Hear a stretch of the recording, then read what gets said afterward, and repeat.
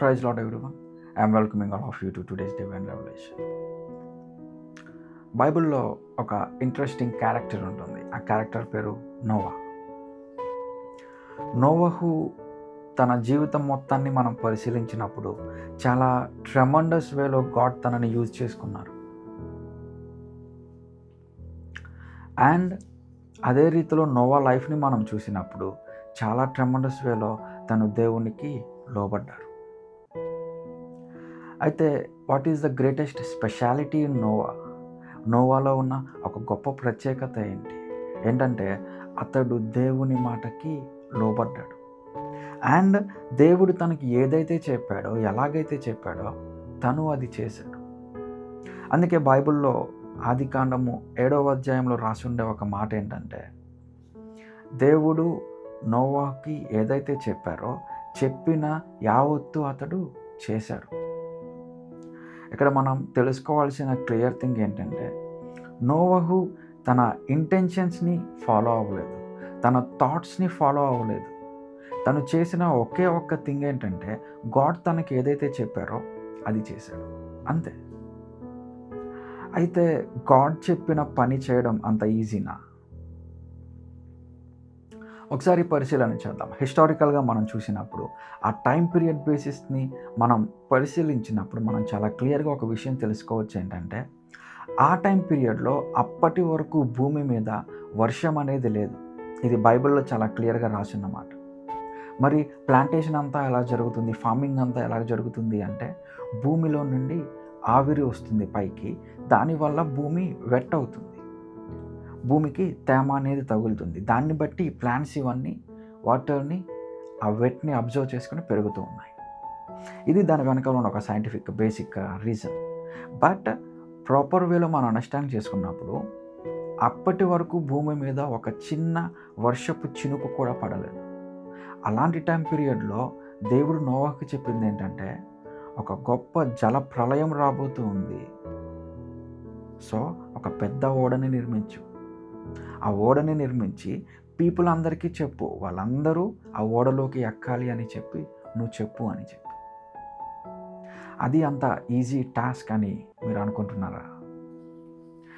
అసలు భూమి మీద వర్షం అనేదే లేని ఆ టైం పీరియడ్లో నోవహు ప్రజల దగ్గరికి వెళ్ళి, ఒక జల ప్రళయం రాబోతుంది, ఒక గొప్ప వర్షం రాబోతూ ఉంది, ఆకాశం నుంచి నీళ్లు రాబోతూ ఉన్నాయి, అవన్నీ భూమిని తడిపేస్తూ ఉన్నాయి, తడిచిపోయిన తర్వాత భూమి మొత్తం నీళ్ళతో నిండిపోతుంది, నిండిపోయిన తర్వాత అందరూ చచ్చిపోతారు.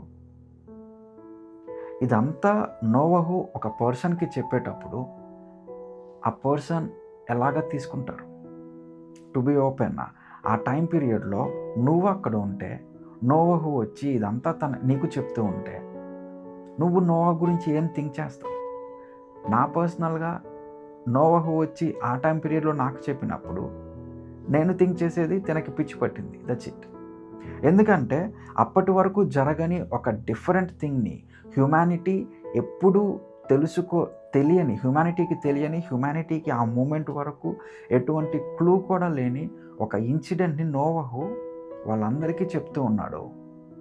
ఒక పెద్ద ఓడని నిర్మిస్తూ ఉన్నాడు. ఎవరికి నమ్మడానికి ఛాన్స్ లేదు, రైట్?